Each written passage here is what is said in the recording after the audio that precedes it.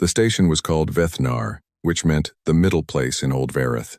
It floated between two star systems like a coin balanced on its edge belonging to neither side, claimed by no one, which was exactly why the council had chosen it for this. First contact. The words had been broadcast across every Concord frequency for 3 weeks. Schools had shown it to children. Historians had started writing chapters they hadn't finished yet. 2 religious orders on the Vareth homeworld had declared the week holy. Seth was none of these things. Not a politician, not a priest, not a historian. He was the delegation's xenobiologist, assigned to watch, take notes, and tell the council what he saw. He stood at the observation window of Docking Bay 7 and watched the human ship come in. It was smaller than he expected. He had read the briefing files twice. He knew the registered tonnage, the crew count, the diplomatic classification, civilian transport, medical-grade life support, cultural delegation vessel, all the correct markings, all the right registrations, but the ship moved wrong, not badly. Nothing you could point at and name. It just moved the way a person moves when they are trying to look relaxed. There was a precision to it that did not belong on a civilian vessel. Every thruster correction was minimal. Every docking approach angle was exact. The pilot was very, very good.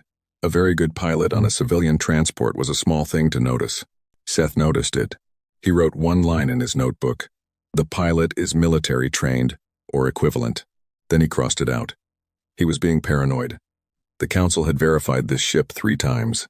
He put the notebook away and watched the docking clamps lock into place with a sound like a deep breath held and then released. The airlock opened and the humans came through. There were 9 of them. The ambassador walked first, a woman named Yara Osei, dark-skinned, gray at the temples, dressed in something dark blue that was formal without being stiff. She had the kind of posture that did not come from trying to have good posture. It just lived in her spine. Behind her came the rest in pairs, 2 cultural advisors, a medical officer, a communications specialist, 2 junior attachés, and 1 person whose role was listed in the manifest as logistics coordinator, but who had the quiet eyes of someone who counted exits when they walked into rooms. Seth counted the exits in the docking bay. There were 3. He looked at the logistics coordinator. The logistics coordinator had already found all 3. The first session was held in the station's main diplomatic hall, which the Vareth had spent 2 months decorating to be neutral. No Concord banners. No star maps showing territorial lines. Just a long table, chairs scaled for 2 different body types, and a translation system the engineering team had tested 400 times. It worked on the 501st try. During the actual meeting, Seth thought this was either very good timing or the universe having a sense of humor. Ambassador Osei sat across from Senior Delegate Vorak, who led the Vareth side, and the first 20 minutes were what the briefing files called exploratory exchange. Each side introduced itself. Names, roles, organizational structures. Standard first contact protocol. Clean and dry and formal. The kind of language that was designed to be careful. Then the human junior attaché placed 3 wrapped packages on the table. This was not in the protocol. Vorak paused. The packages were wrapped in folded paper with a ribbon tied across the top. Seth had read about this practice in the cultural files. Humans gave physical objects to mark occasions they considered important. It was ancient, pre-industrial, something that had survived every technological revolution they had ever gone through, which, when Seth thought about it later, said something particular about what humans chose to keep. The junior attaché, a young man with an open face and a translation earpiece he kept adjusting, looked briefly at Ambassador Osei. She gave a small nod. Not encouraging, not directing. Just, yes, go ahead. We did not know what you would like, the attaché said, in passable Vareth standard. His accent was wrong in 3 places and perfect in 7. But we thought something from home seemed right. Vorak looked at the packages, then at the attaché, then at Ambassador Osei. Osei waited. She was very good at waiting. Vorak opened the first package. It was a small carved figure, an animal 4-legged, long-necked, made from dark wood. The craftsmanship was extraordinary. The grain of the wood moved with the shape of the creature's body, as if the animal had grown inside the material, and the carver had only released it. Nobody at the Vareth side of the table said anything for a moment. Then Seth said, "What animal is this?" "A giraffe," the attaché said. They are very tall. They eat leaves from the tops of trees. He paused. We like them. I do not know exactly why. And the whole Verath side of the table laughed. Seth did not write anything down. He was too busy laughing. The first 3 days were like that. Not every moment there were long hours of careful, slow translation. Concepts that existed in one language and not the other. Misunderstandings that took 40 minutes to untangle and left everyone slightly tired. A 2-hour debate about what the word sovereign meant when applied to empty space that had no atmosphere and no surface and no one living on it and never had. But between these things, something else happened. The humans were funny, not perform funny. Not the careful kind of funny that comes from trying to put the other side at ease. The young attaché, his name was Danny, short for something longer that he said nobody used, made a joke on the second day about the translation system that made even senior delegate Vorak produce the Verath equivalent of a snort. The medical officer, a quiet woman named Reyes, had a habit of making very dry observations just under her breath that Seth's translation bead caught when no one else did, and twice he had to look down at the table because he was laughing, and it was not the right moment to be laughing. They were warm. That was the only word Seth had for it. They took up space in a room the way a fire took up space, not loudly, not pushily, but giving off heat without asking anything of you. When a Verath junior delegate dropped her water vessel and it rolled across the floor, 2 humans moved to help her at exactly the same moment. And then, both stopped and laughed at each other for it. And the junior delegate laughed too. And for about 15 seconds, the diplomatic hall sounded less like a first contact session and more like a room full of people who had known each other for years. Seth liked them. He noticed that he liked them and wrote it in his notebook. I like them. Note this. He had learned, over 20 years of fieldwork, to note the things he liked. Liking something had a way of making you stop looking at it clearly. The first real anomaly happened on the afternoon of the second day. The station ran its routine monthly emergency drill, not because of anything specific, just the standard procedure that all stations ran regardless of who was aboard. Alarms went off for 30 seconds. The lights shifted to amber. A recorded voice asked all non-essential personnel to proceed to their designated muster stations. The Verath delegation moved, some faster than others. Vorak's aide nearly knocked over his chair. One of the cultural advisors, a young man who had never been on a station before, froze for a second before his colleague touched his arm and guided him along. Normal responses. The kind of small, controlled alarm that any reasonable person felt when a loud noise went off in an enclosed, pressurized structure in the middle of space. The human delegation moved too, but differently, not faster, not with any visible urgency. They simply moved with a purpose that looked nothing like a drill response. Without a word being spoken, without any signal Seth could identify, they separated into specific positions, one at the door, one near the window console, one beside the senior delegate's chair. Danny, who made everyone laugh and adjusted his earpiece and told you more about giraffes than you thought you needed to know. Danny had moved to stand between the Verath junior delegates and the main corridor entrance, and he was standing there the way you stand when you are between something you are protecting and something you have not identified yet.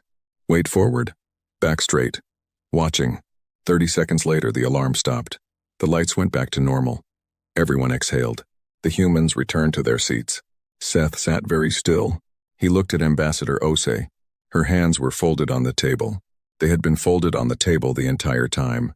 During the alarm, during the movement around her, during the 30 seconds when every Verath in the room had elevated pulse frills and the particular body voltage that came with not knowing if this alarm was real, her hands had not moved. Not once. Not one adjustment. Not one tightening of the fingers. Not one small tremor. He had seen negotiators trained for decades who still showed hand movement under sudden stress. It was automatic, physiological. Even people who had survived real emergencies showed it afterward, the body remembering what the mind had moved past. Her hands had not moved. Seth looked at her hands for a long time. Then he looked at his notebook and wrote, "Hand response, or absence of, emergency drill, second day, 14/22. Delegate Ose.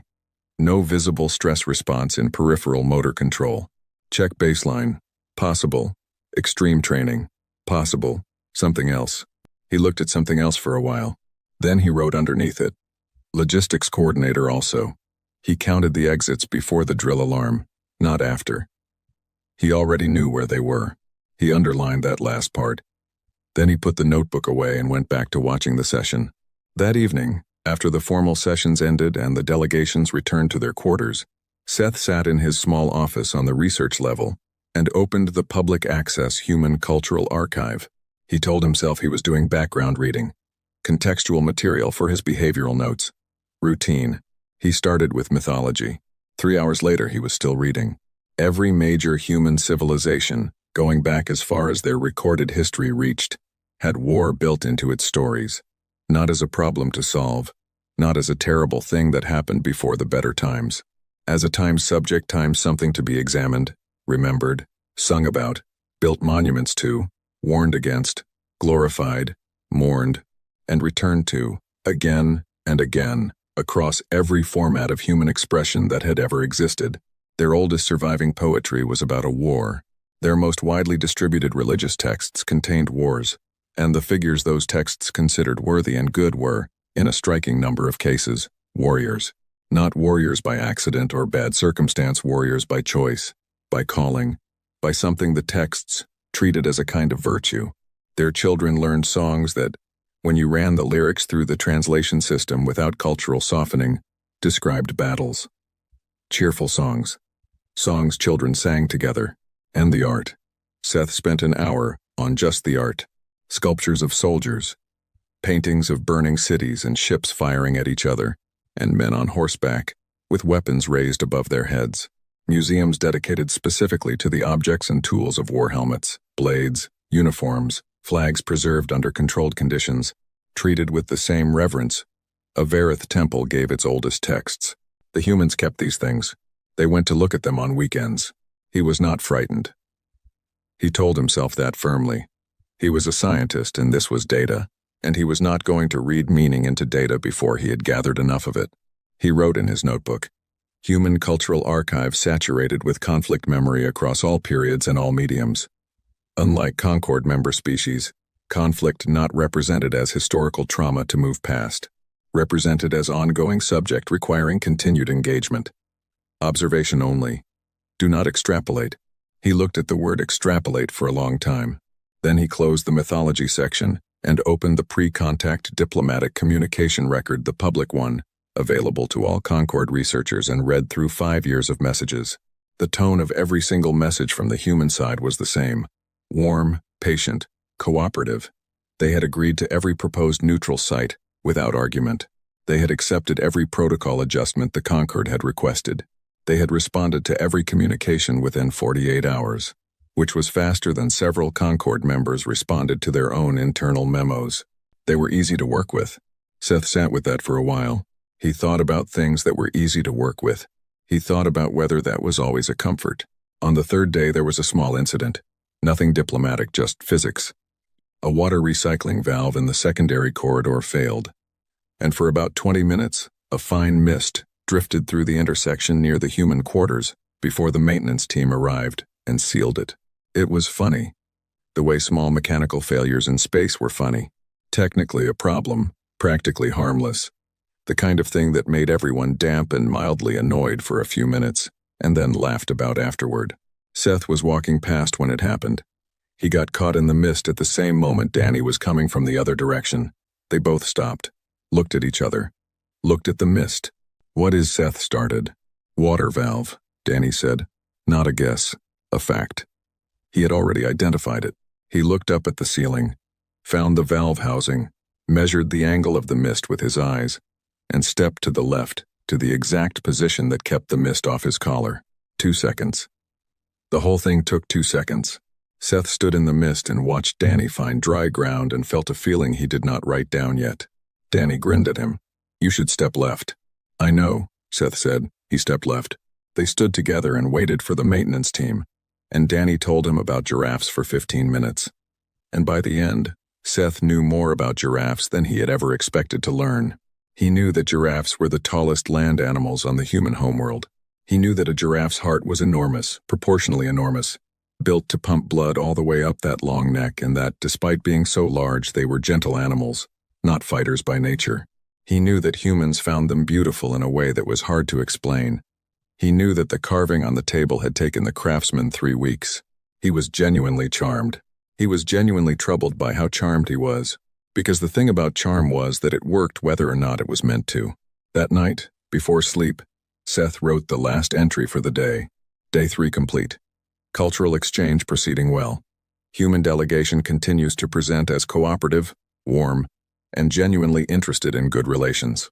Behavioral anomalies noted in previous entries remain unexplained, but not yet escalated. I find that I like them. I said this already. I am saying it again because I want to keep noticing it.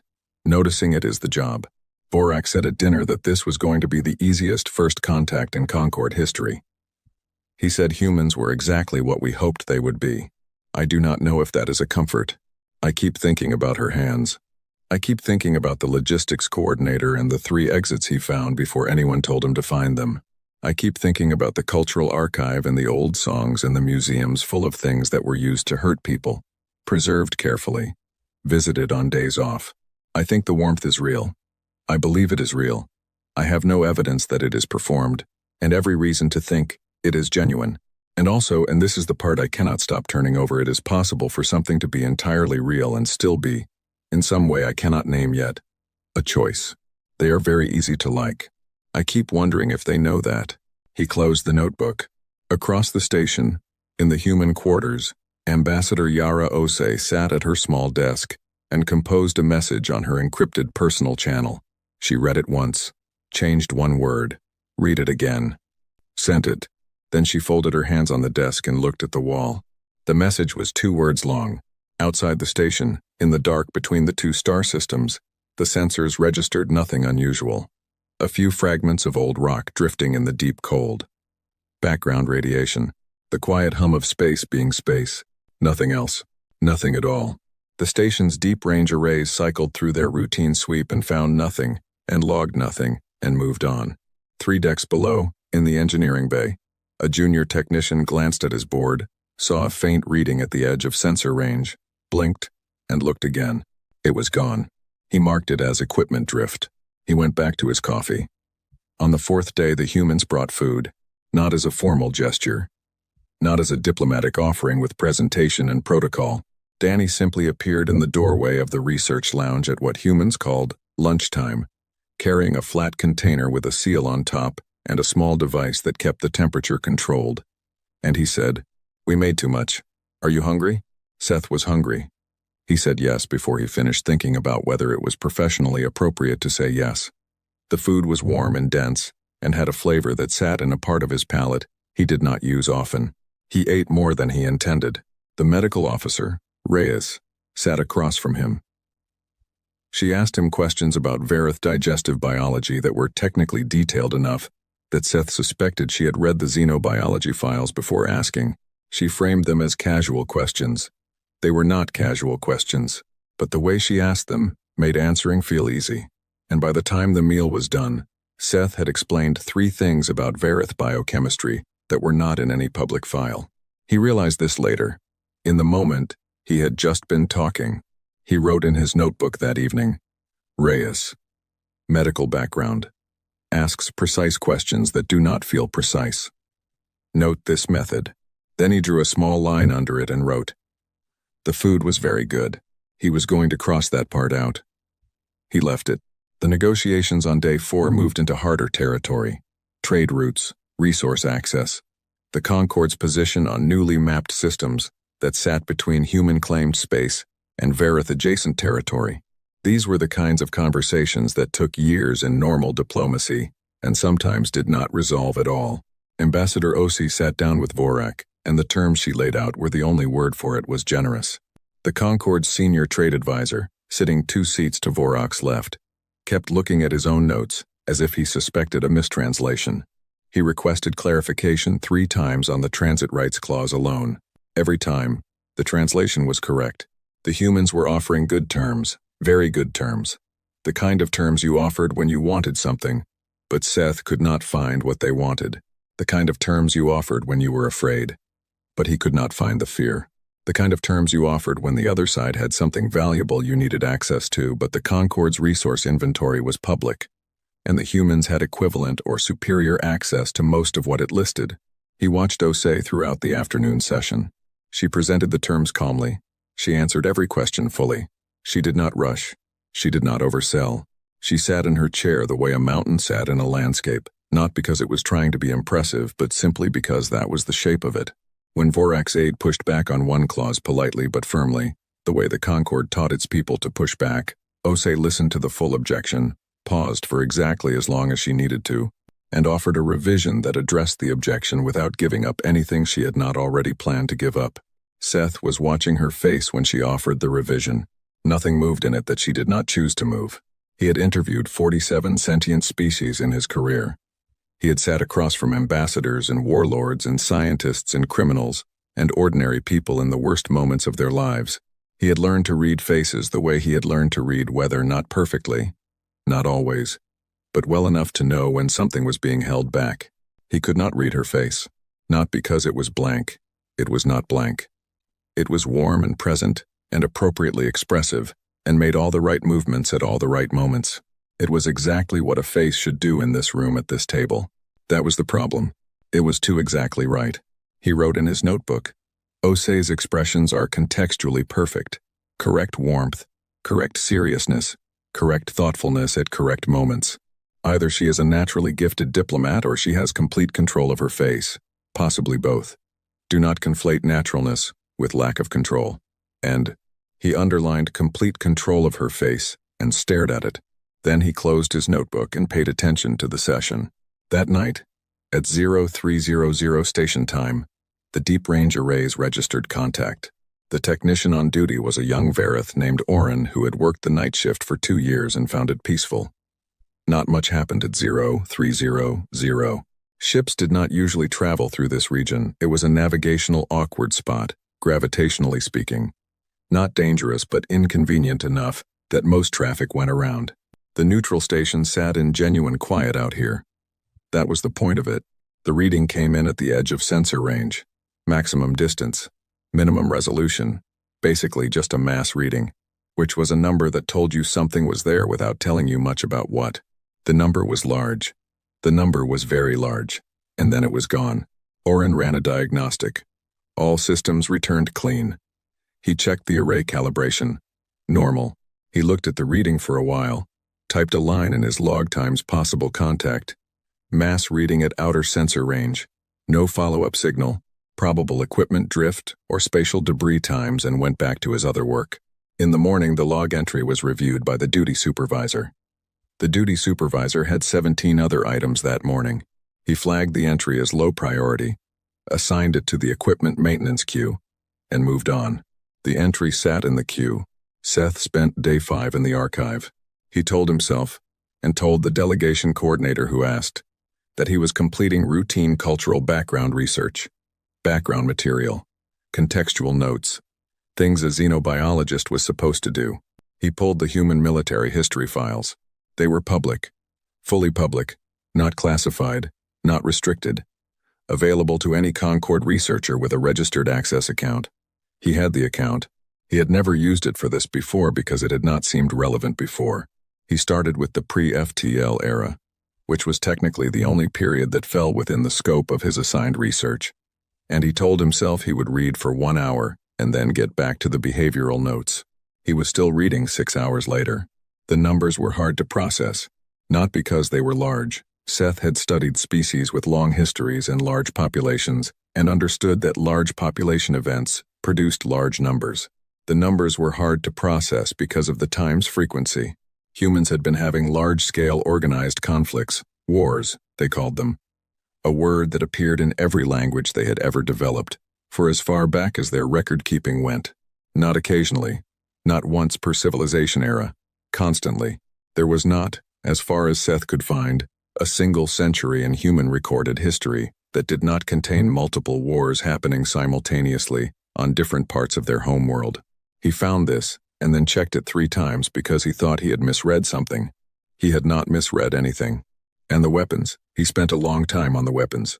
Not because he was looking for them, because the archive was organized chronologically and the weapons section was embedded in every era. Because weapons were part of every era.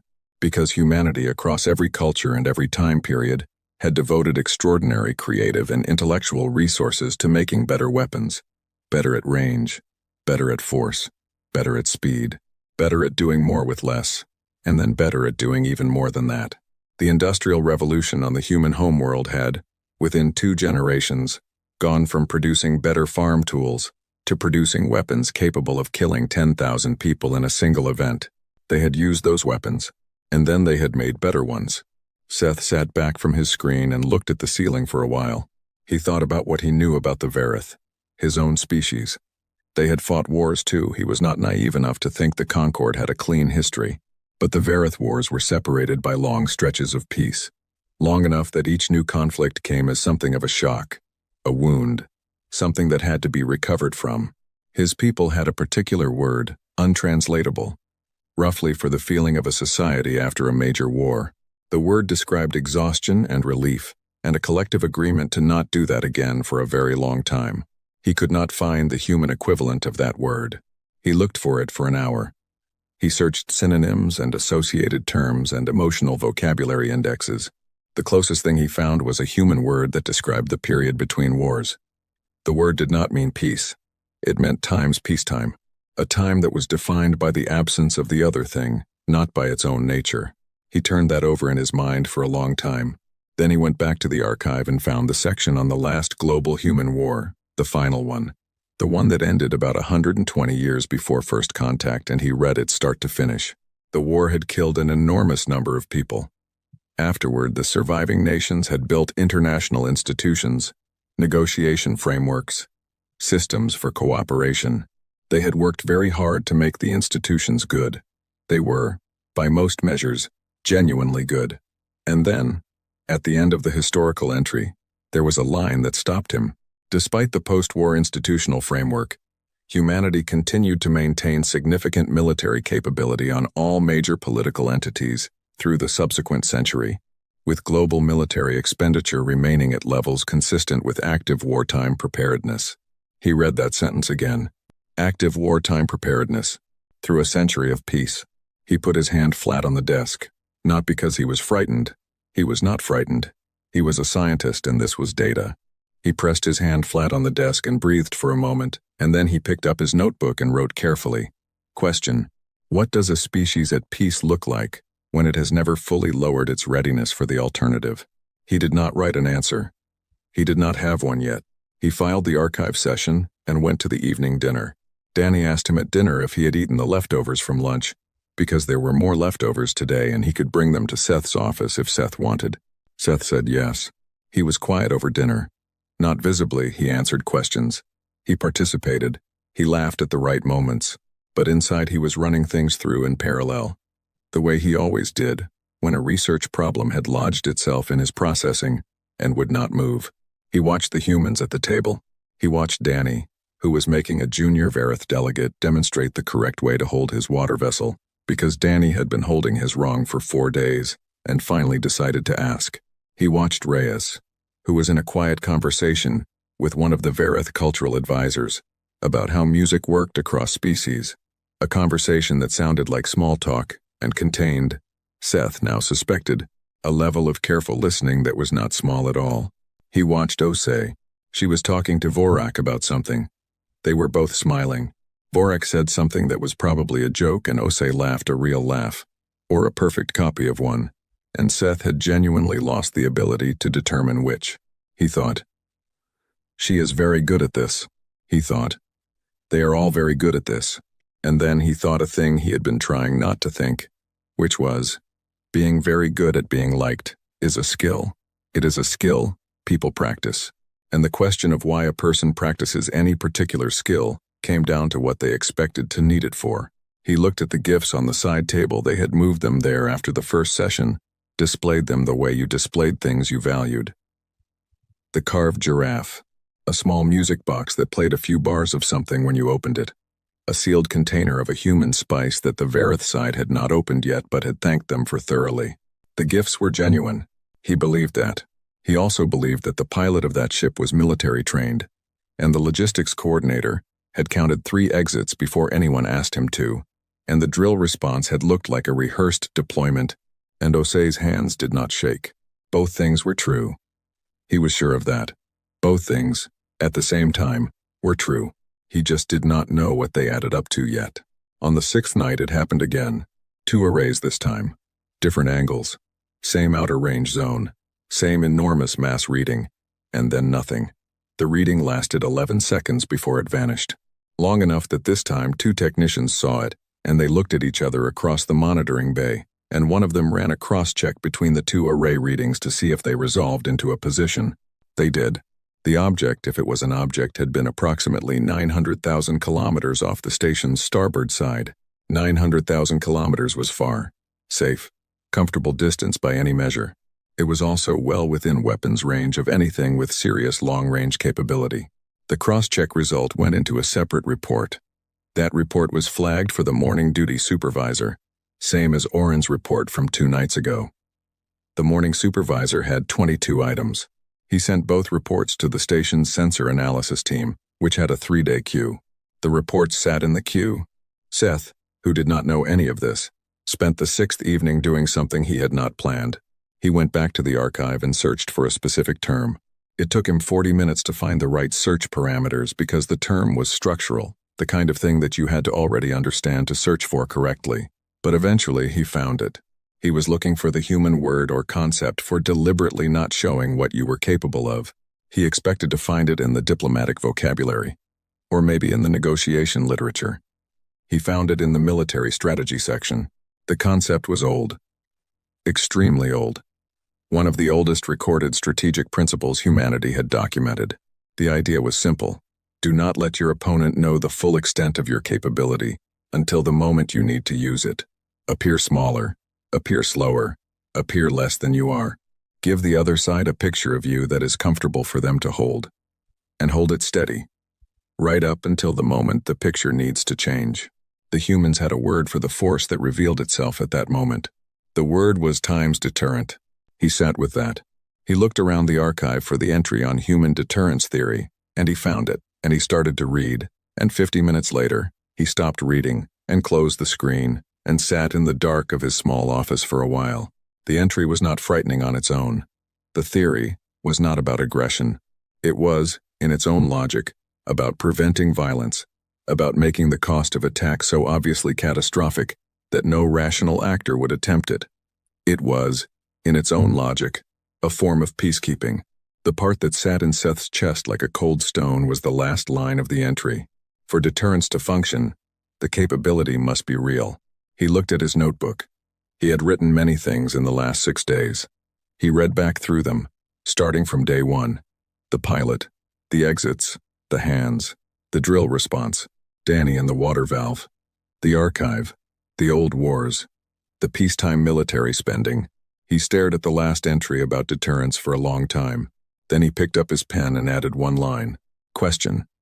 If the human delegation on this station is a diplomatic team, what is the ship in Bay 7? He put the pen down. He picked it up again. Follow-up question.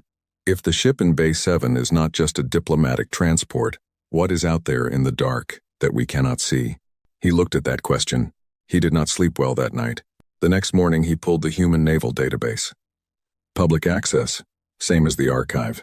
Available to any registered researcher in the Concord's information-sharing network, because humanity had joined that network as one of their very first gestures of cooperative goodwill. He searched by vessel class. He searched by tonnage. He thought about the mass readings from the sensor logs. He had not seen those logs, did not know they existed, but he had his own calculation from 6 days of watching and thinking. He was thinking about what class of vessel would fit the shape of the absence he had been observing, the precise docking, the military-trained pilot, the crew that moved in an emergency the way people moved when they had practiced emergencies many times. He worked backward from behavior to hardware, the way a field researcher sometimes had to when the direct data was not available. He built a rough estimate of the vessel type he was looking for. Then he searched the database. He got a result. The entry was in the historical records section. 40 years old. The vessel class had been retired, decommissioned. The file said approximately 38 years ago, after a long service history. He looked at the performance specifications. He looked at the mass figures. He sat completely still for a long moment. Then he looked at the mass figures again, because sometimes the first time you read something you are reading it wrong, and you need to read it again to be certain. He was reading it correctly. He put the notebook flat on the desk and pressed both hands on it, and stared at the wall. The file was 40 years old. Retired class, the header said. Decommissioned. He looked at the mass estimates he had built from the behavioral evidence. There were 6 of them out there. The morning of day 7 started quietly. Seth arrived at the research lounge early, before the sessions began, and sat with his notebook and a warm cup of the station's bitter, reconstituted coffee, which he had developed a tolerance for over 2 years of postings. He had not written anything new since the night before. He had been waiting to see if the feeling settled before he put it into words, because feelings that went into a notebook too fast came out wrong, too sharp, too certain, not enough room for the possibility that he had simply miscalculated. He had not miscalculated. He knew that. 6 years of field training and 14 years of working experience told him he had not miscalculated.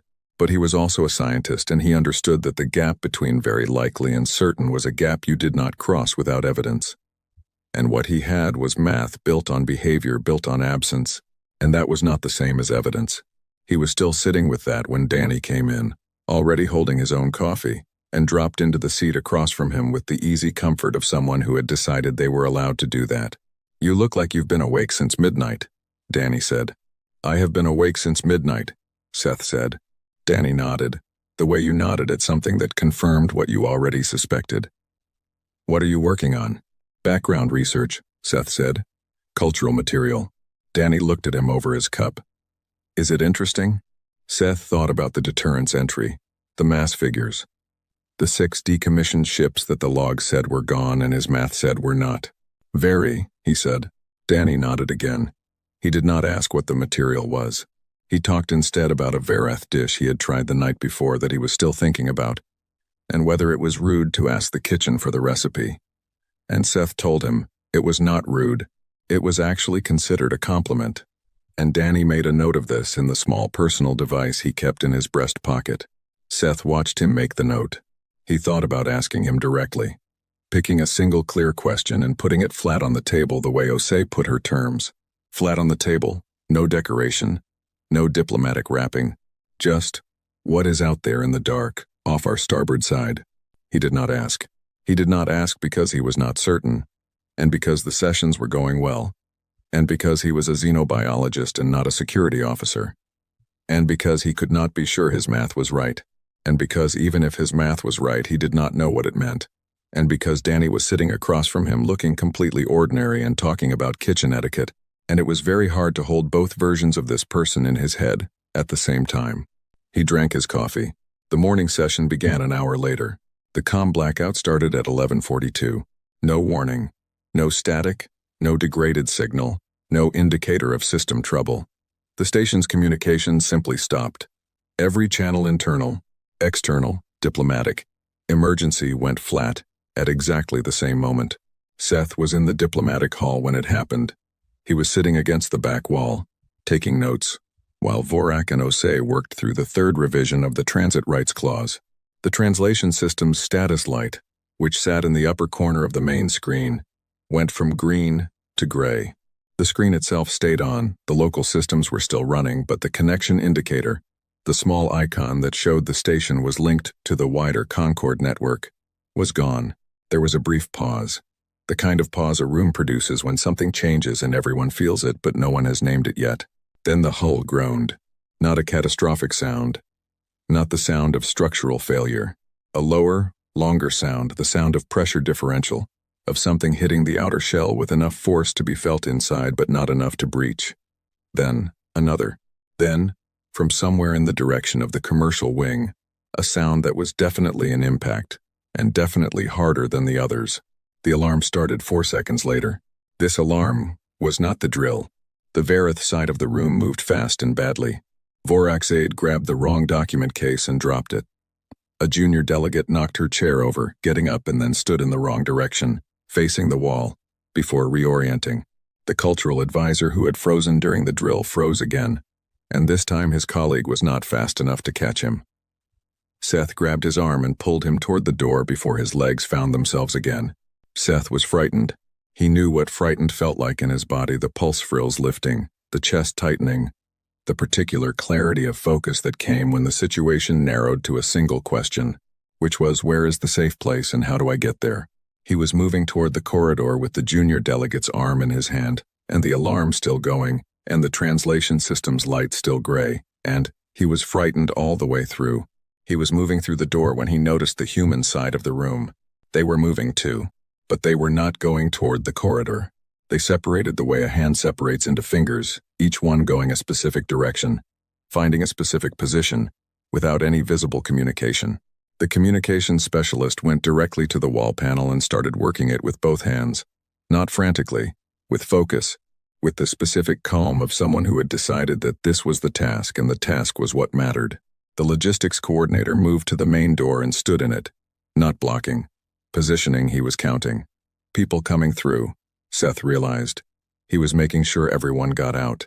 Reyes had her medical kit open before Seth reached the corridor. She had not needed to look for it.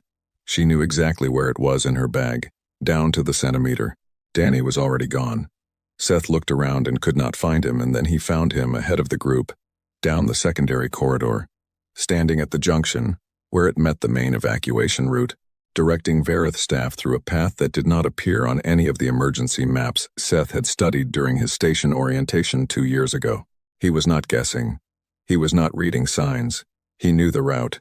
Seth ran to catch up with the group, and as he ran, he thought, when did he learn that?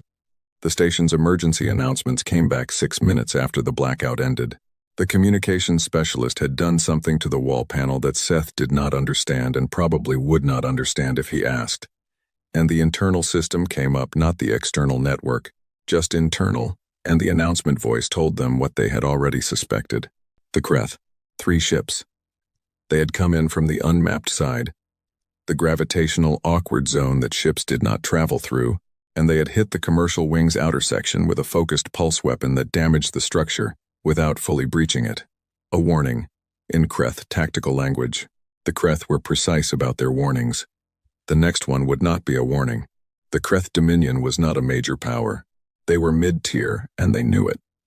Which was why they had spent 30 years developing a very specific skill set, fast, overwhelming first strikes against targets that could not afford to fight back. They had done this 4 times. They had won all 4 times.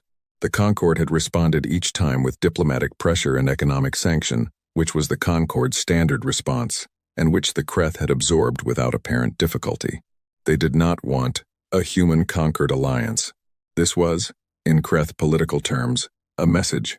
The main group had assembled in the station's emergency muster point, a reinforced central hub with its own life support, designed to hold 200 people for 72 hours. Seth counted as they came in. 43 Verith staff and delegates, 9 humans. All 9 humans. He counted twice. All 9. He did not know how all 9 had ended up in the muster point without losing anyone. He had been present for the movement from the diplomatic hall, and he had still not quite tracked it. The humans had been everywhere at once, and then they were all here, accounted for, no one missing. Vorak was shaking.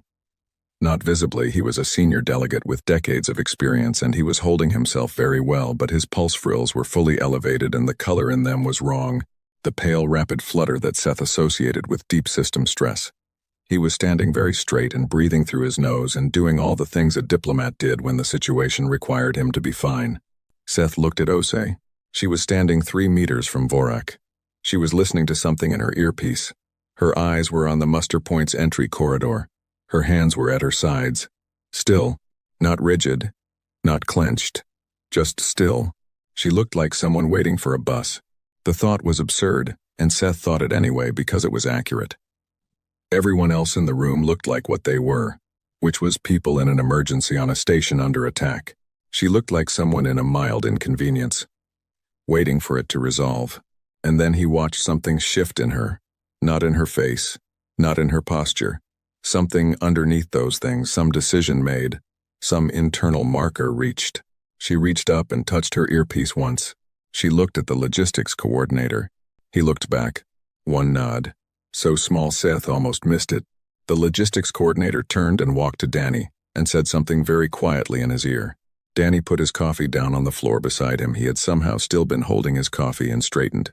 The Kreth landing party came through the outer breach in the commercial wing and made it to the diplomatic section in under 8 minutes. 8 minutes was fast for a boarding action on a station this size. The Kreth were good at this. They had done it before. 8 soldiers in full tactical configuration, moving in pairs, making no unnecessary noise.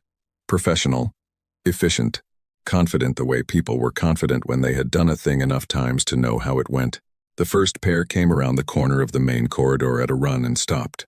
The corridor was empty. They moved forward. 2 more corners, 2 more empty corridors. They reached the junction outside the main diplomatic hall, and the 4 behind them caught up, and they regrouped and moved toward the muster point access corridor. And that was where the 2 humans were. Just 2. Seth was not in the corridor. He was in the muster point, watching through the doorway with about 15 other people who had positioned themselves where they could see without being seen. He did not entirely understand how that positioning had happened. The logistics coordinator had said something general about sightlines and people had moved. He had moved too, so he saw it, or most of it. What he saw: 8 Kreth soldiers in tactical configuration entering a corridor with 2 humans in it. What he saw: both humans were unarmed, as far as he could tell. What he saw: the first 4 Kreth moved forward, and the 2 humans moved. And then, there was a very brief period that he could not fully process in real time, because it was too fast, and his eyes were not designed to track at that speed. What he saw next: 4 seconds had passed. 4 of the 8 Kreth were on the floor. The other 4 had not made it past the threshold. The 2 humans were standing in the corridor. One of them had a small cut above his eye. The other one was checking her sleeve, which had torn. She looked at the tear, with mild irritation. Then she looked up at the corridor and her eyes moved across it, the way you moved your eyes across a room when you were looking for the next thing that needed dealing with.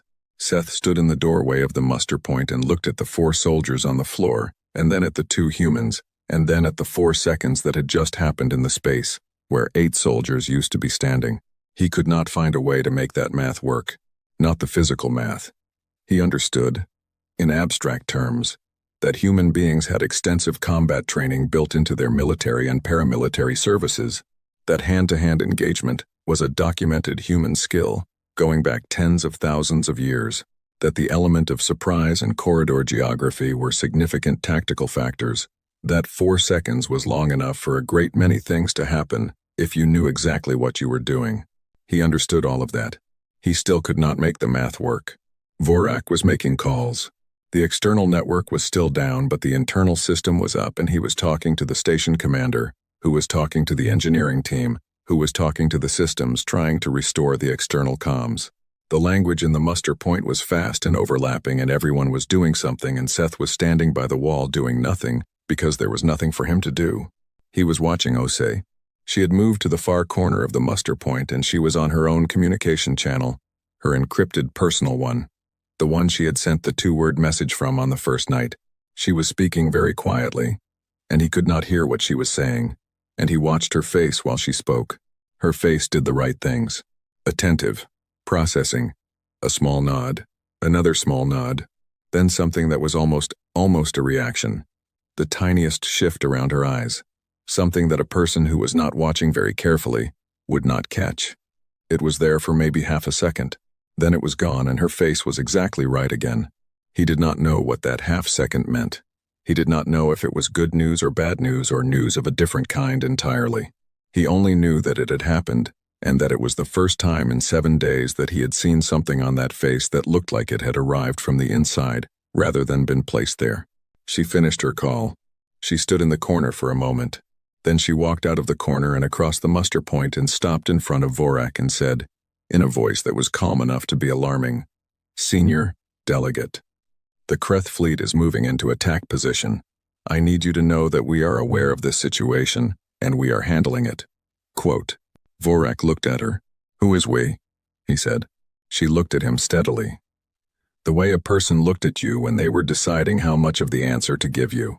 "We," she said, and she walked past him to stand in front of the muster point's single forward-facing display, which was showing the external sensor feed, which was showing the Kreth fleet arranging itself in the formation that Seth recognized from the military history files as a second strike configuration. 12 ships against a station with shields at 40% and no combat vessels in response range. Seth looked at the display. He looked at Osei standing in front of it. He thought about the file that was 40 years old. He thought, retired class, decommissioned, and then he thought, there were 6 of them out there. He thought about what 6 of those meant against 12 Kreth ships. He stood in the muster point and watched the display and waited, and the room was very loud with everyone's fear except for one corner of it, where the 9 humans stood in a loose group, quiet, still, watching the same display he was watching, and Danny, who made everyone laugh, who had told him about giraffes, who had stood in a corridor junction and guided civilians through routes he had memorized without being asked.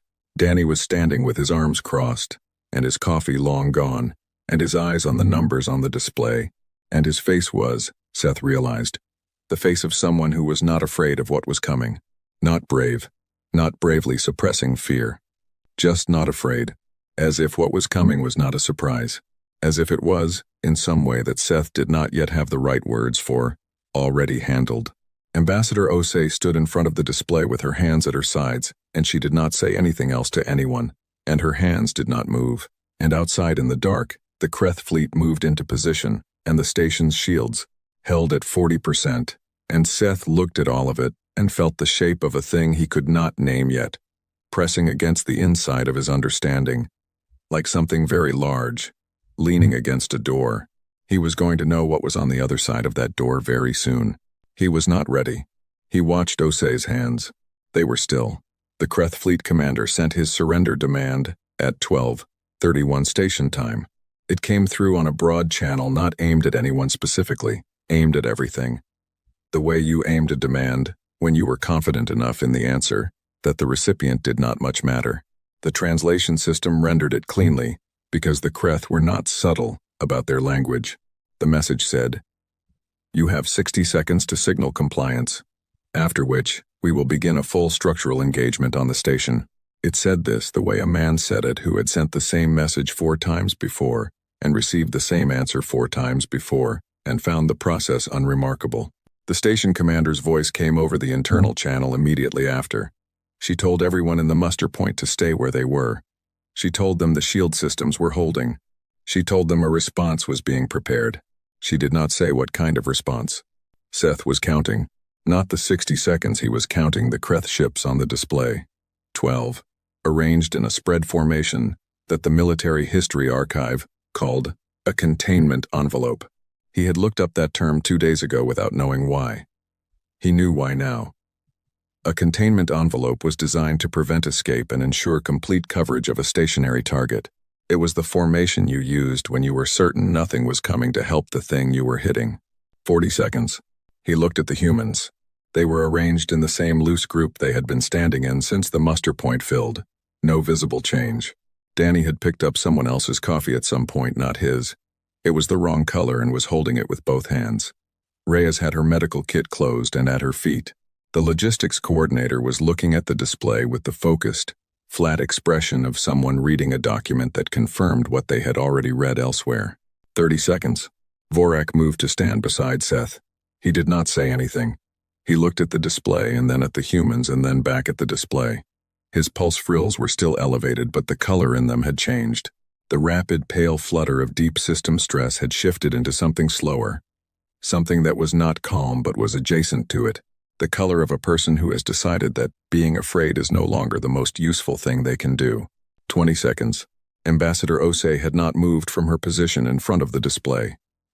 She was watching the Kreth formation, with her hands at her sides and her chin level, and her eyes tracking steadily across the numbers.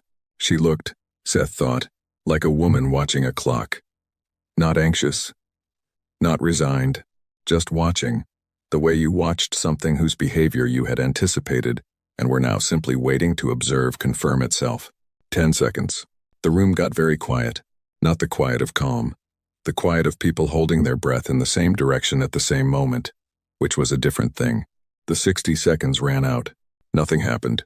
For 3 full seconds after the demand expired, nothing happened, and in those 3 seconds, Seth felt something very specific. which was the particular confusion of a moment that has not matched its own logic. The Kreth were not people who waited past their own deadlines. They had not waited before. Then something appeared on the long-range sensors. Not one ship. The display updated the way displays updated when the sensors were suddenly getting significantly more information than they were getting before a brief lag while the system processed. Then, everything at once. The sensor returns came in as mass readings first, the way they always did at range, and the numbers populated across the screen one after another, and Seth watched them come in and felt the room change around him, as everyone else watched them come in too. 6 contacts. Already inside the Kreth formation's perimeter. Already inside weapons range, inside close weapons range. Not the long-range edge, but the middle band, where targeting was easier and response time was shorter, and the geometry of engagement tilted hard in favor of whoever arrived first. They had been there.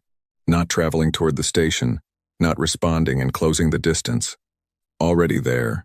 Already inside the envelope, which meant they had been positioned before the envelope was formed, before the Kreth completed their approach.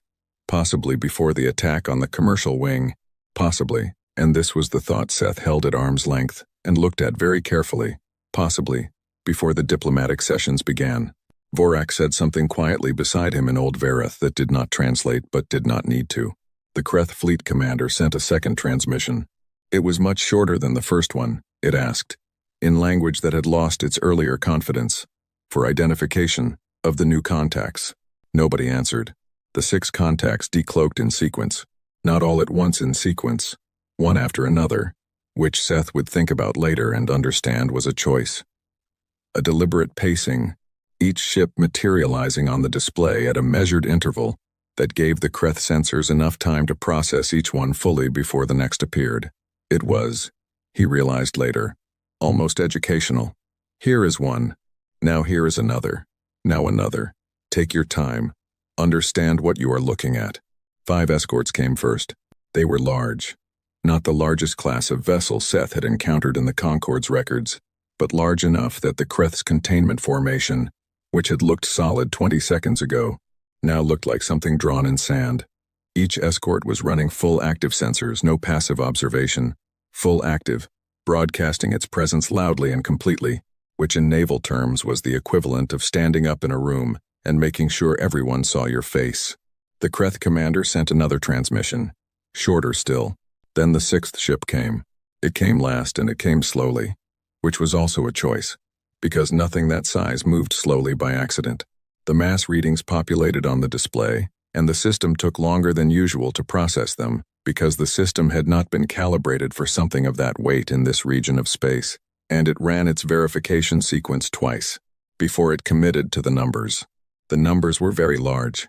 Seth had seen those numbers before. In the archive, 40 years ago, in a file marked retired, decommissioned, historical record only. He had matched them to his behavioral math 2 nights ago in his office, and sat with his hand flat on the desk, and breathed. He stopped breathing now. The Dreadnought came out of stealth the way a continent would come out of stealth if continents could move, not dramatically, not with any apparent effort, just present, in the way that very large and very certain things were present. It positioned itself at the center of the Kreth formation, with the geometry of something that had chosen this exact spot, and was satisfied with the choice. The Kreth commander's transmission came in 14 seconds later. It was 3 words. The translation system rendered them as, "What is that?" Nobody on the human side answered that either. Seth watched the display. He watched the Kreth formation, which had been a containment envelope 20 seconds ago, and was now 12 ships discovering that the thing they had enveloped had friends. He watched the escort vessels hold their positions. He watched the Dreadnought sit in the center of it all like a fact, not threatening, not posturing, just present, in the way that facts were present, which was completely and without apology. He thought about the mass figures. He thought about the hull rating, the weapons classification, the range specifications he had read in the archive. He thought about what those specifications meant against 12 Kreth ships arranged in a formation that had been designed for a station, not for this. He thought about the word deterrence. For deterrence to function, the capability must be real. The Kreth commander sent one more transmission. It was the longest one since the surrender demand. It covered, in rapidly assembled diplomatic language, The Kreth Dominion's position that this situation had arisen from a misunderstanding, that there was no hostile intent toward the station or its occupants, that the Dominion was prepared to open communications regarding a peaceful resolution, that the earlier structural engagement had been a demonstration of concern about the pace of negotiations and not an act of aggression, and that the Dominion looked forward to a constructive. The Dreadnought fired. Twice. The first shot covered the distance to its target in the kind of time that made distance irrelevant. The second followed before the first had resolved. Both were precisely placed not at the Kreth ships closest to the station, not at the ones that posed the most immediate threat. At the two ships that anchored the formation's escape routes, the two ships that, if they were still in place, made withdrawal difficult for the other 10. They were not still in place. The Kreth formation broke.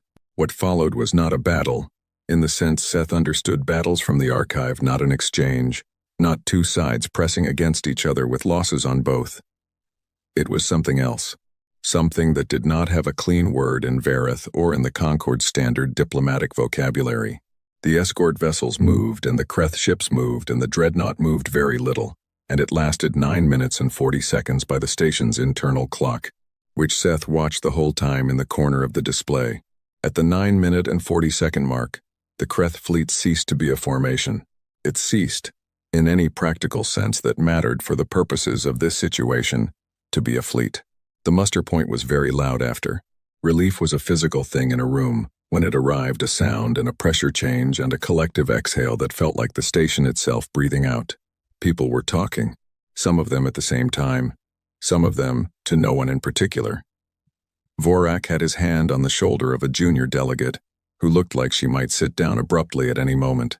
The cultural advisor who kept freezing in emergencies was not frozen. He was talking fast and gesturing wide and telling the story of the past 9 minutes to anyone who would listen, already building it into a shape that would be comfortable to hold.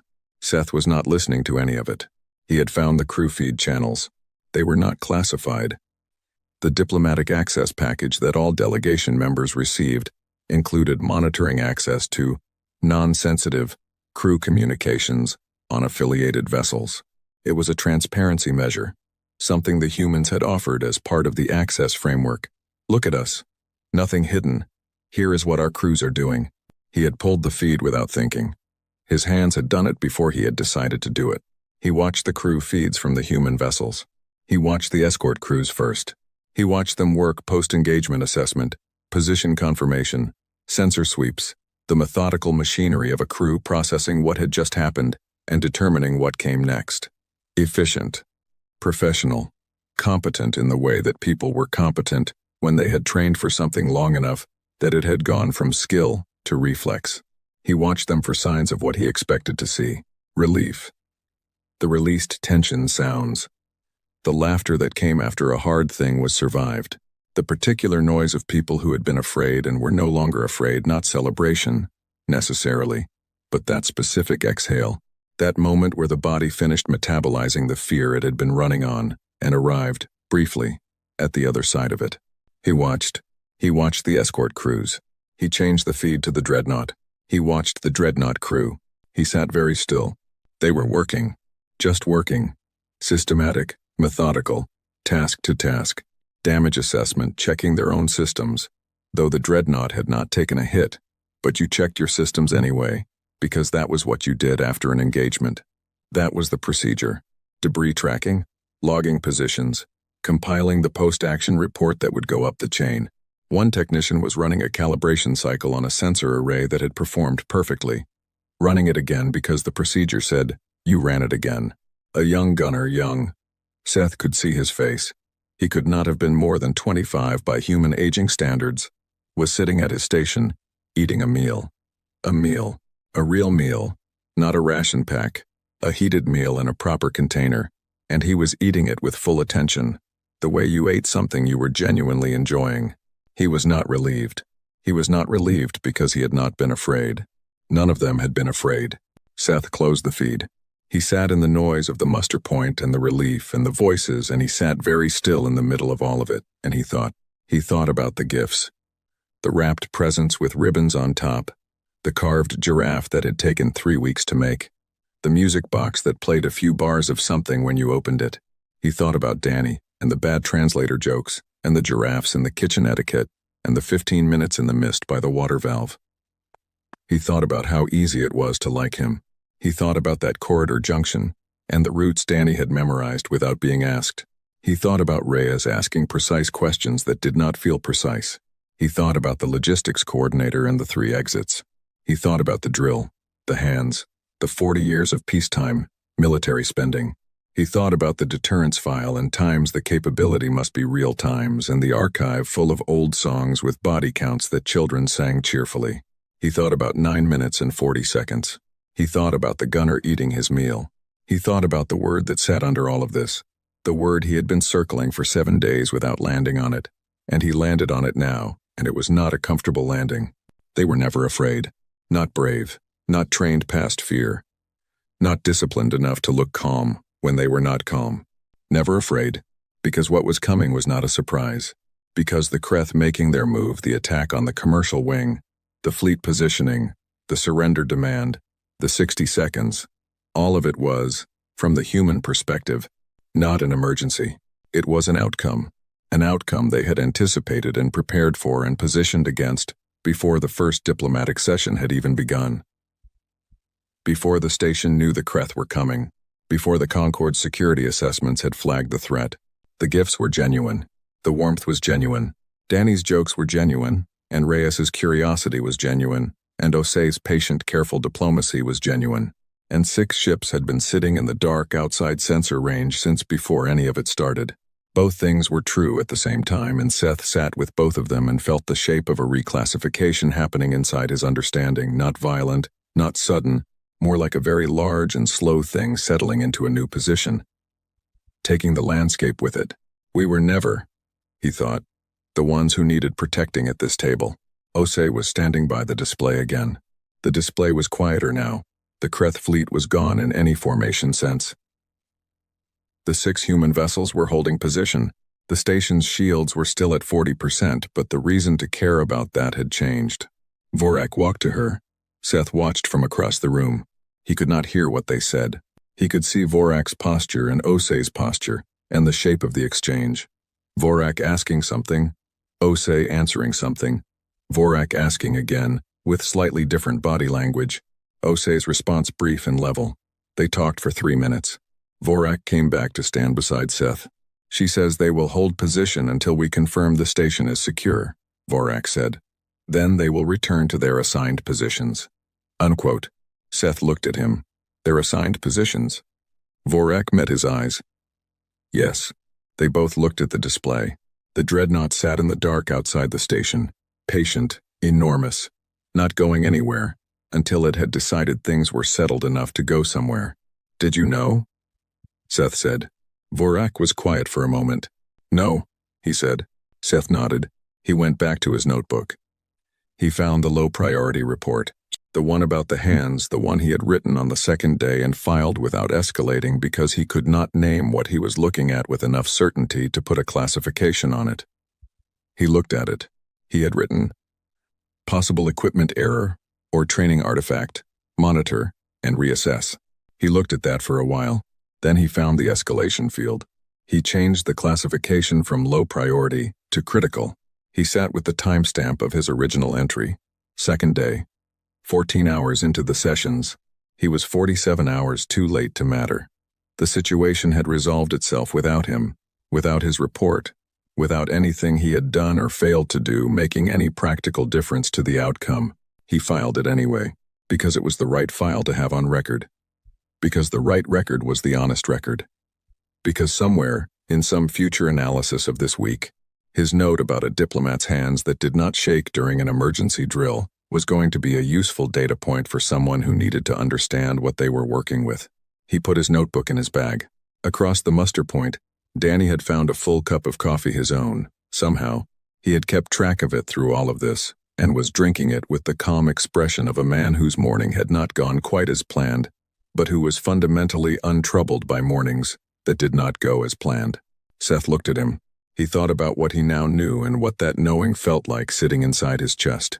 He thought about the corridor, and the 4 seconds, and the gunner's meal. He thought about the Dreadnought outside, sitting in the dark, patient, certain, real. He thought about dinner. He thought, quite deliberately and with full awareness of everything he had just understood, that it was important to be friendly. Specifically and deliberately, it was important to be friendly. He crossed the room. "Danny," he said. Danny looked at him. "Would you want to get dinner tonight?" Seth said. "After all of this is settled." Danny looked at him for a moment. Something moved in his face, not surprise, not quite, more like the recognition of a question that had more than one layer. "Yeah," he said. "Absolutely." He smiled. It was a real smile. Seth was certain of that. He was also certain it was a choice. Both things were true.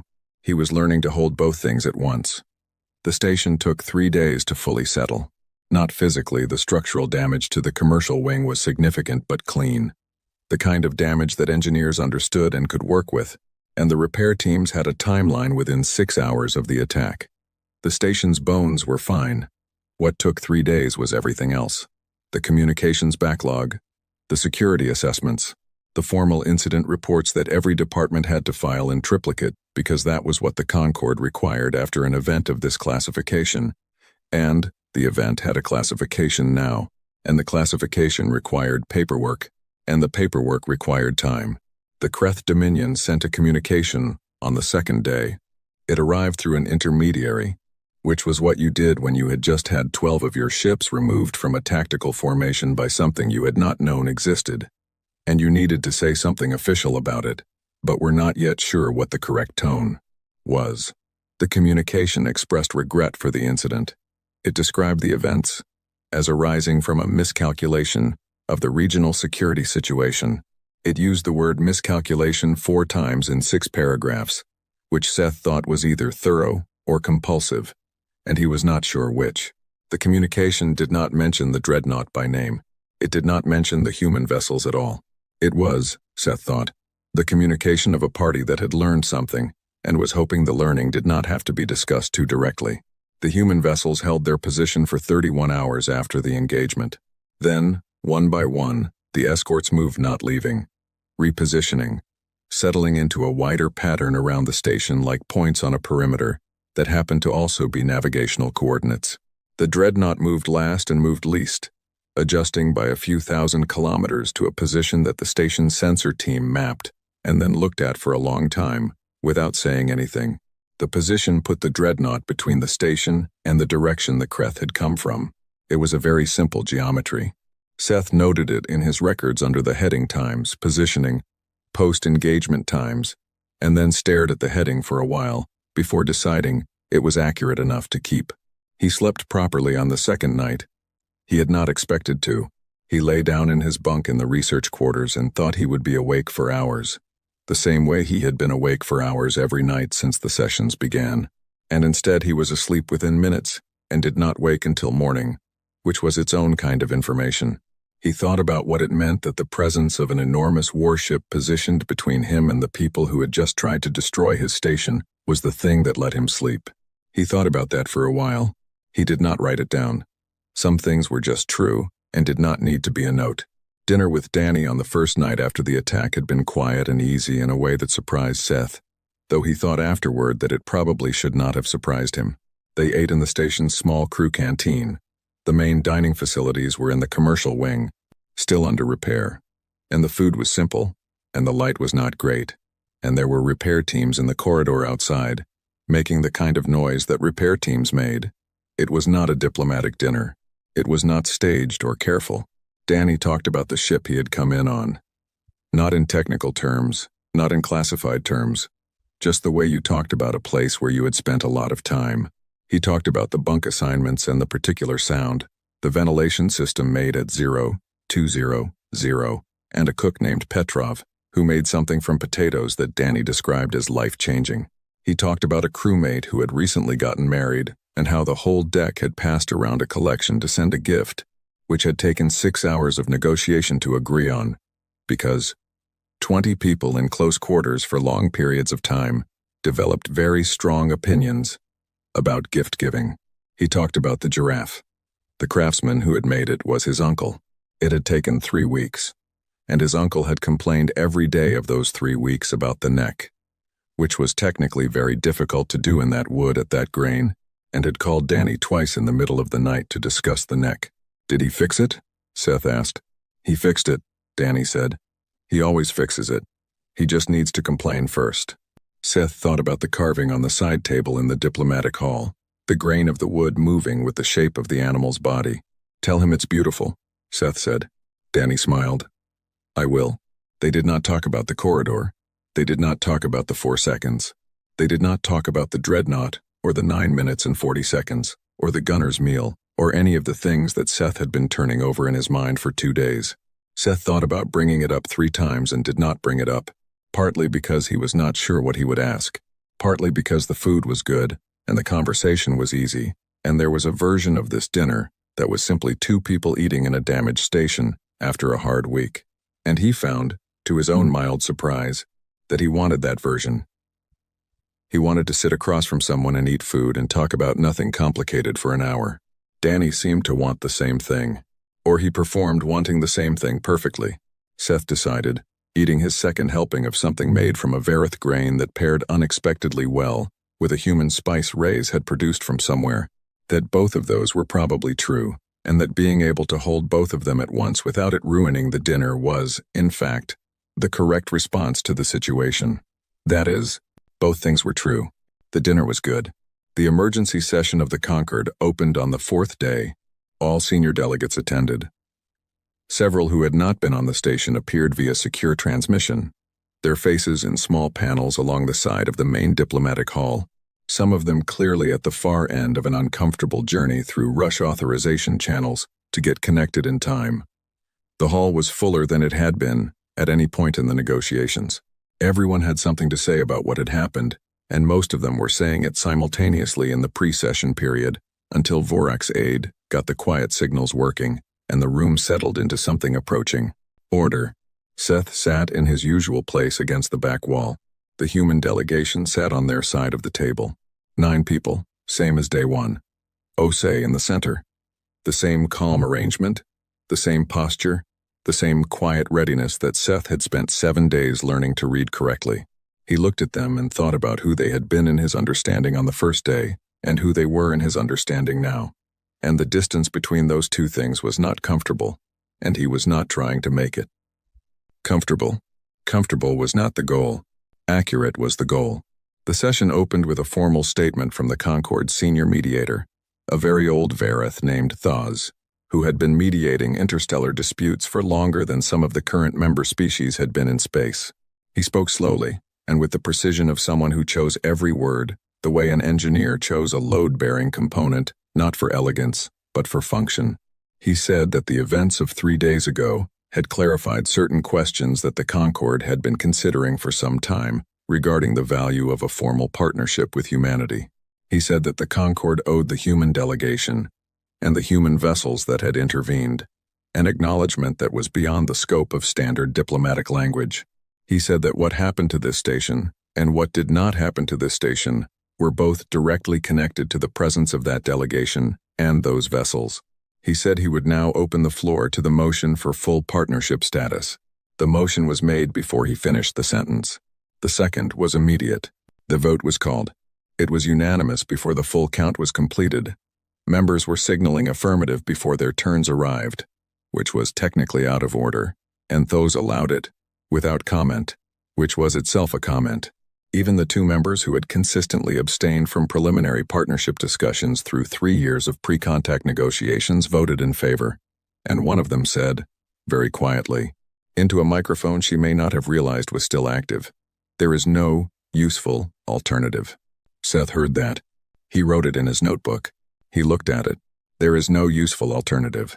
He put his pen down and looked at the vote results on the main display, and thought about how a room full of some of the most experienced diplomats in the Concord had arrived at a unanimous decision in under 4 minutes, and whether that was wisdom or something that rhymed with wisdom from the outside, but was a different thing on the inside. He thought it was probably both. He was getting used to things being both. Osei spoke after the vote. She thanked the Concord with language that was gracious without being excessive. She spoke about the value of cooperation across species lines, about the shared interest in stable and peaceful transit corridors, about the long work of building trust between peoples who were new to each other, and the importance of patience in that process. She said humanity looked forward to a long and productive partnership. She said this in a voice that was warm and genuine, and perfectly calibrated and made all the right sounds at all the right volumes, and every word was true. And Seth heard all of it, and believed all of it, and also sat very still, listening to the specific music of a person who knew exactly what they were doing, with every syllable. He waited until the formal session had concluded, and the room had moved into the informal reception period, drinks, small food, the kind of conversation that was personal and off-record, and actually, how a lot of the real diplomatic work got done. Then he crossed the room. She saw him coming. He was sure of that. She tracked him from about 4 meters out, and adjusted her position slightly, so that they were at a slight remove from the nearest group, just enough to hold a conversation that would not be overheard. She did this without making it obvious she was doing it. He stood in front of her. She waited. "I want to ask you something," he said, directly, without diplomatic framing. "All right," she said. "How long were your ships out there?" he said. "Before we invited you in." She looked at him, not the careful blankness, not the perfectly calibrated warmth. She just looked at him, and it was a real look, and he felt the weight of it. She was deciding something. He waited. The half-second came and went, that same brief thing he had seen in the muster point, something arriving from the inside, rather than being placed there. Then it settled, and her face found its usual register, not quite the diplomatic warmth, but something closer to the way people looked when they were being honest. And being honest was not simple. "We came in peace, xenobiologist Seth," she said. "We always come in peace first." He looked at her. She looked back. She did not answer the question. She would not answer the question. He understood, standing in front of her, that she was not avoiding it. She had answered it in the grammar of what she said, in the specific weight of the word first, in the pause before it, and the steadiness after it. She had answered it completely. He just had to be willing to hear it. "Thank you," he said. She nodded. She moved back toward Vorak, who was waiting to speak to her about something. Seth watched her go. He went back to his office that evening. He did not open the archive. He did not do any reading. He sat at his desk and opened his notebook to a fresh page, and held his pen, and looked at the blank space. He had a report to write, not the escalated one that was filed, the final one, the xenobiological behavioral assessment that was the formal product of his assignment. Observations, analysis, conclusions, recommendations. The document that would go into the Concord's research record and be cited by other researchers and read by policy staff who needed to understand what humanity was. He sat with the blank page. He thought about how to describe them. He thought about the gifts first. The carved giraffe, and the music box, and the careful wrapping, and the ribbon. He thought about how the warmth was real. He was going to say that clearly and without hedging, because it was true and required in a document about truth. The warmth was real. The curiosity was real. Danny's jokes were real, and Reyes's interest in Verith biochemistry was real, and Osei's patient diplomacy was real. These were not manufactured. He would stake his professional reputation on that, and had, implicitly, by eating their food and laughing at their jokes and sitting across from them for 8 days. He thought about the pilot and the exits and the drill response in the hands. He thought about the cultural archive and the old songs, and the museums full of old weapons visited on days off. He thought about the deterrence file. The capability must be real. He thought about the Dreadnought. He thought about the gunner eating his meal. He picked up his pen. He wrote for 2 hours. He wrote carefully and specifically, and with the particular discipline of a researcher who understood that the document he was writing would be read by people who had not been in this room, and had not watched these hands, and had not eaten that food and needed the words to do the work that experience could not do for them. He wrote about behavioral indicators and threat response patterns and cultural archive analysis. He wrote about cooperative signaling and its consistency across all observed interactions. He wrote about the gap between surface presentation and demonstrated capability. And he was careful with his language in that section, careful not to make it sound like deception. When it was not deception, it was simply the difference between what a person showed you and what a person was. And all species had that gap, and the question was always only one of degree. He wrote about the degree. He wrote about 9 minutes and 40 seconds. He looked at what he had written. He went to the top of the document where the classification field was. He had typed the word times, civilization times, in the subject classification field when he set up the document on the first day, because that was the standard term for what you were assessing in a first contact xenobiological report. Civilization. It was the correct term. It was defined in the Concord's research protocol and used consistently across 42 prior first contact assessments. He looked at it. He highlighted it. He deleted it. He typed 2 words. He looked at those 2 words for a long time. Then he saved the document. He closed his notebook. Outside the station, in the dark between the 2 star systems, the human vessels held their positions. The Dreadnought sat between the station and the direction the Kreth had come from, patient and enormous, and entirely still. The way, very certain things were still. Its running lights were on, not its full array, not the active sensor broadcast, just the ordinary lights that any vessel showed in the dark to say it was there. A courtesy, a simple signal. I am here. In the diplomatic hall, the carved giraffe sat on the side table under a small display light. The wood caught the light along the grain the way the craftsman had intended, the animal's long neck rising out of the material, as if it had always been in there, and needed only to be found. The music box sat beside it, closed. The spice container had been opened by one of the Verith kitchen staff who had asked about it and been encouraged to try it. And the dish they had made with it had been served at the post-vote reception and eaten entirely, every portion of it, which was the kind of small thing that happened during a historic week and got overlooked, and was, in its own way, exactly as important as any of the rest of it. Seth locked his office and walked to the canteen. Danny was already there. He had a cup of coffee and a second cup waiting on the other side of the table, and he was reading something on a small personal screen that he put away when Seth sat down. How did the report go? Danny said. Seth looked at him. Long, he said. Danny nodded. Hungry? Yes. They ordered. The food came. It was simple and warm and good. They talked about nothing difficult. About the giraffe and the uncle who complained about the neck. About a Verith dish that Danny had been thinking about since the first time he tried it and wanted to know if the kitchen could make again.